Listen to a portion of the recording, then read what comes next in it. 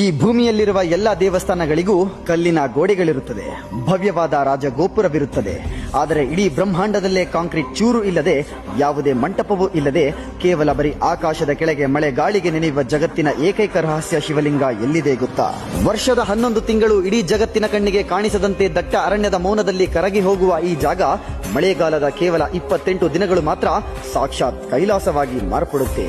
ಹೌದು, ಇದು ಕೇರಳದ ಕಣ್ಣೂರಿನ ದಟ್ಟ ಕಾಡಿನೊಳಗಿರುವ ದಕ್ಷಿಣ ಕಾಶಿ ಕೊಟ್ಟಿಯೂರು. ಇದು ಕೇವಲ ದೇವಸ್ಥಾನವಲ್ಲ, ಇಡೀ ಸೃಷ್ಟಿಯ ಮಹಾ ದುರಂತಕ್ಕೆ ಸಾಕ್ಷಿ ಆದ ಪವಿತ್ರ ಯಾಗಭೂಮಿ. ತನ್ನ ಪತಿ ಮಹಾದೇವನಿಗೆ ಆದ ಘೋರ ಅಪಮಾನವನ್ನು ತಡೆಯಲಾರದೆ ಜಗನ್ಮಾತೆ ಸತೀದೇವಿಯು ಯಾಗದ ಉರಿಯುವ ಅಗ್ನಿಕುಂಡಕ್ಕೆ ಹಾರಿ ಆತ್ಮಾರ್ಪಣೆ ಮಾಡಿಕೊಂಡ ಕ್ರೋಧದ ಮಣ್ಣು ಇದು. ಸತಿಯ ಸಾವಿನಿಂದ ಕೆರಳಿದ ರುದ್ರದೇವನು ತನ್ನ ಜಟೆಯನ್ನು ಕಿತ್ತು ಸೃಷ್ಟಿಸಿದ ವೀರಭದ್ರನ ಅಟ್ಟಹಾಸಕ್ಕೆ ದಕ್ಷ ಪ್ರಜಾಪತಿಯ ತಲೆ ಉರುಳಿದ ರೌದ್ರ ಭೂಮಿ ಇದು. ಕಾಲ ಉರುಳಿದಂತೆ ಈ ರಕ್ತಸ್ಥಿಕ ಇತಿಹಾಸವನ್ನು ದಟ್ಟ ಅರಣ್ಯ ತನ್ನೊಳಗೆ ಮರೆಮಾಚಿಕೊಂಡಿತು.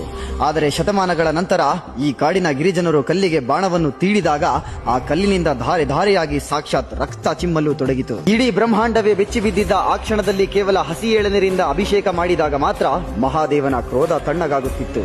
ಅಂದು ರಕ್ತ ಚಿಮ್ಮಿದ ಆ ಕಲ್ಲೇ ಇಂದಿನ ಸ್ವಯಂಭೂ ಶಿವಲಿಂಗ. ಇಂದಿಗೂ ಆ ಪರಶಿವನ ರುದ್ರಕೋಪವನ್ನು ಶಾಂತಗೊಳಿಸಲು ಇಲ್ಲಿ ಲಕ್ಷಾಂತರ ಎಳನೀರಿನ ಅಭಿಷೇಕ ನಡೆಯುತ್ತದೆ. ಇಲ್ಲಿಗೆ ಬರುವ ಪ್ರತಿಯೊಬ್ಬ ಭಕ್ತನ ಜೊತೆಗೆ ಅವನು ತರುವ ಬಿಳಿ ಬಿದಿರಿನ ಹೂವು ಕೂಡ ಮನುಷ್ಯನ ಅಹಂಕಾರ ಅಳಿಯಬೇಕು ಅನ್ನೋದನ್ನ ನೆನಪಿಸುತ್ತದೆ. ಪ್ರಕೃತಿ ಮತ್ತು ಪರಮಾತ್ಮ ಒಂದಾಗುವ ಈ ದಿವ್ಯ ಶಕ್ತಿಯನ್ನು ಕಣ್ಣಾರೆ ನೋಡುವುದೇ ಜನ್ಮ ಪಾವನ. ಇದಕ್ಕೂ ಮುಂಚೆ ಕೊಟ್ಟಿಯೂರಿನ ಪುಣ್ಯಕ್ಷೇತ್ರಕ್ಕೆ ನೀವೇನಾದರೂ ಹೋಗಿದ್ದರೆ ಅಲ್ಲಿ ಆದ ಅನುಭವವೇನು ಎಂಬುದನ್ನು ಕಮೆಂಟ್ ಮುಖಾಂತರ ತಿಳಿಸಿ. ಈ ರೋಮಾಂಚನಕಾರಿ ದೈಹಿಕ ಇತಿಹಾಸ ಪ್ರತಿಯೊಬ್ಬ ಶಿವ ಭಕ್ತನಿಗೂ ತಲುಪಲಿ ಎಂದು ಕೇಳಿಕೊಳ್ಳುತ್ತಾ, ಆದಷ್ಟು ನಿಮ್ಮ ಎಲ್ಲಾ ಸ್ನೇಹಿತರಿಗೂ ಈ ವಿಡಿಯೋ ಶೇರ್ ಮಾಡಿ.